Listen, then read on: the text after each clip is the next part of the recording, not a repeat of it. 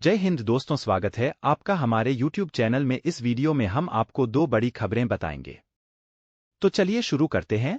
तो दोस्तों, जैसा कि आपको पता है कि भारत ने अरब देशों में धमाकेदार एंट्री कर ली है।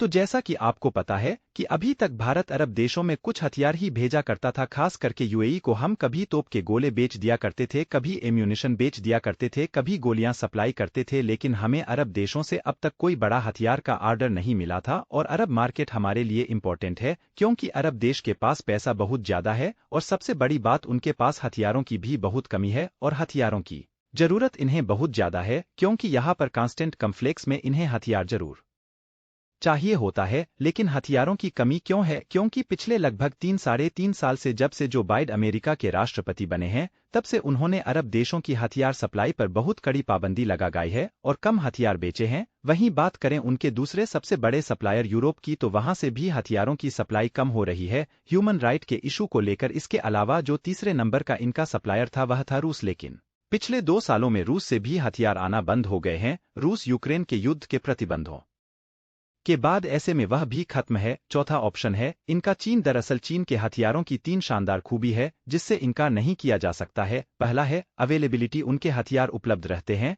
दूसरा, सस्ता, कीमत में बहुत कम होते हैं। और तीसरा, डिलीवरी बहुत ही ज्यादा फास्ट करता है। चीन इन 3 खूबियों से इनकार नहीं किया जा सकता है, लेकिन इनमें 2 ऐसी कमियां हैं जिन्हें देखकर लोग दूर से ही हाथ जोड़ लेते हैं। पहली यह कि क्वालिटी बहुत ही ज्यादा बेकार होती है। दूसरा यह कि अगर आपने क्वालिटी के बावजूद हथियार खरीद लिया तो वह हथियार आपके लिए काम करेगा या चीन के लिए, यह किसी को भी नहीं मालूम होता है क्योंकि चीन के हथियार दूसरे देशों पर सर्विलांस के लिए भी इस्तेमाल किए जाते हैं। इसलिए चीनी हथियारों से आजकल लोगों ने दूरी बना लिया है। वैसे भारत के लिए यह मार्केट तो सुनहरा था, लेकिन भारत इस मार्केट को अच्छे से एक्सट्रैक्ट नहीं कर पा रहा था। लेकिन अब भारत को अरब देशों से एक बहुत बड़ा ऑन ऑर्डर मिल चुका है। बता दें कि रिपोर्ट निकलकर सामने यह आई है कि अरब वर्ल्ड का एक इंपॉर्टेंट देश और भारत का बहुत ही ज्यादा करीबी अरब देश ओमान, जो कि यमन के साथ अपनी सीमा साझा करता है, वह पिछले 1.5 साल से बहुत ज्यादा परेशान है क्योंकि यमन और ओमान एक लंबी सीमा साझा करते हैं और यमन के अंदर आजकल हुती विद्रोहियों का संपूर्ण कब्जा हो चुका है। और हुती विद्रोहियों को ईरान भारी मात्रा में ड्रोन सप्लाई कर रहा है और मिसाइल दे रहा है,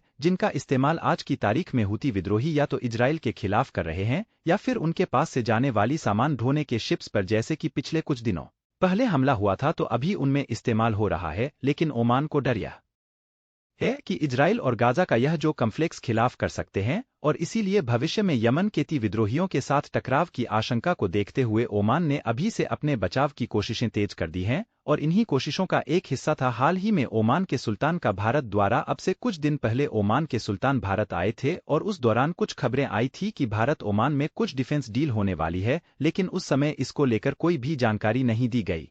लेकिन आज इस पर जो खबर आई है वह बहुत बड़ी धमाकेदार है। दरअसल कई रिपोर्ट समय यह बताया जा रहा है कि भारत की जो सबसे बड़ी हथियार निर्माता कंपनी है बीडीएल, जो सबसे ज्यादा हथियार बेचती भी है, उसने यह इंफॉर्मेशन दी है कि वह 2 अननोन देश के साथ आकाश मिसाइल डिफेंस सिस्टम की डील को लेकर अंतिम फेज में पहुंच चुकी है और यह डील कभी भी क्लोज की जा सकती है, यानी कि कभी भी कंप्लीट हो सकती है। और इनमें से एक देश के साथ तो यह ऑफिशियल कंप्लीट हो भी गई है और उस देश का नाम है आर्मेनिया, लेकिन दूसरे देश का नाम पता नहीं चल रहा था। लेकिन अब डिफेंस और सोर्सेस ने बताया है कि यह दूसरा देश ओमान है। ओमान भारत से आकाश मिसाइल डिफेंस सिस्टम खरीदने जा रहा है क्योंकि ओमान को लगता है कि अगर उसे यमन के हुती विद्रोहियों के ड्रोन और बैलिस्टिक मिसाइल को रोकना है तो उसके लिए आकाश मिसाइल डिफेंस सिस्टम सबसे बेस्ट रहेगा, क्योंकि ओमान नहीं चाहता कि वह अमेरिका पर किसी भी प्रकार से निर्भर हो या फिर कल को अगर यमन के हुती विद्रोही उस पर मिसाइल ड्रोन बरसाए तो वह अमेरिका या फिर पश्चिमी देशों के पीछे भागता फिरे कि हमारी सुरक्षा कर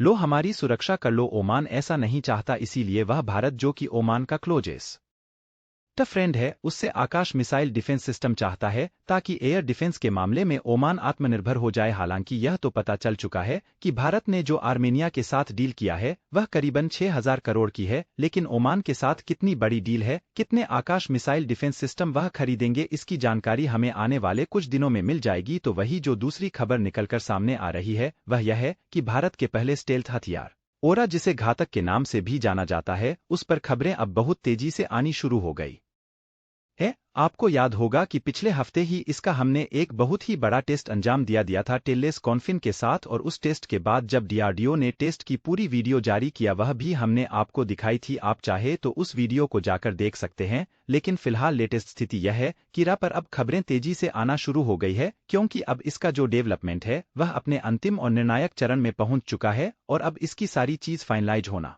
शुरू हो चुकी है, और इसका इशारा आपको आज की खबर में मिल भी जाएगा।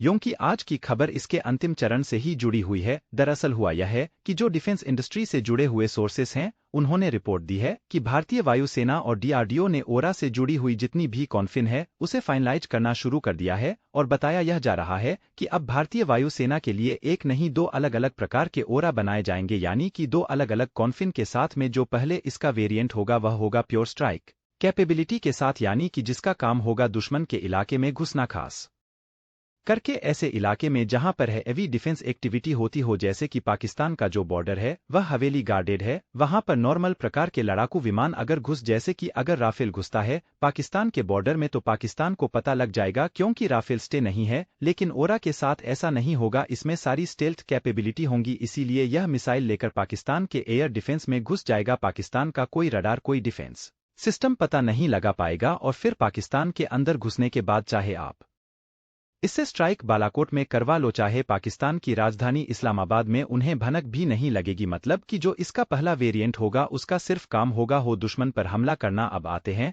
दूसरे वेरिएंट पर, तो दूसरा वेरिएंट होगा प्योर डोमिनेंस के लिए, यानी कि एयर डोमिनेंस बनाना, और इसीलिए इसमें मिसाइलें कम होंगे लेकिन दूसरे अन्य उपकरण इसमें लगे होंगे, जैसे कि जासूसी से जुड़े हुए उपकरण है, वी कैमरा वगैरह, यह सब इसमें लगे हुए होंगे ताकि यह सब काम कर सके। एक तरीके से आप यह कह लो कि जो पहले वेरिएंट होगा वह प्योर बैट्समैन होगा और जो दूसरा वेरिएंट होगा वे ऑलराउंडर होगा। लेकिन इसी के साथ यह भी खबर निकलकर सामने आई है कि इन दोनों वेरिएंट को तैयार करने में जो रकम खर्च होगी उसका लगभग आंकड़ा भी जारी हो चुका है। उस आंकड़े को बताया जा रहा है करीबन 88,000 करोड़। जी हां, इन दोनों वेरिएंट को तैयार करने में 8,000 करोड़ रुपए खर्च होंगे। हमारे हिसाब से तो यह बहुत ही ज्यादा रीजनेबल है, बल्कि बहुत ज्यादा कम है। अब आप कहेंगे कि 8,000 करोड़ बहुत होते हैं, कम नहीं होते, तो हम आपको उदाहरण देते हैं जिससे आप खुद यह समझ जाएंगे। दरअसल अमेरिका ने ऐसा ही यूसीएवी तैयार किया है, यानी कि ऐसा ही स्टेल्थ ड्रोन तैयार किया है। करीबन 12 से लेकर $5.5 बिलियन उसके डेवलपमेंट में अमेरिका ने खर्च किए हैं,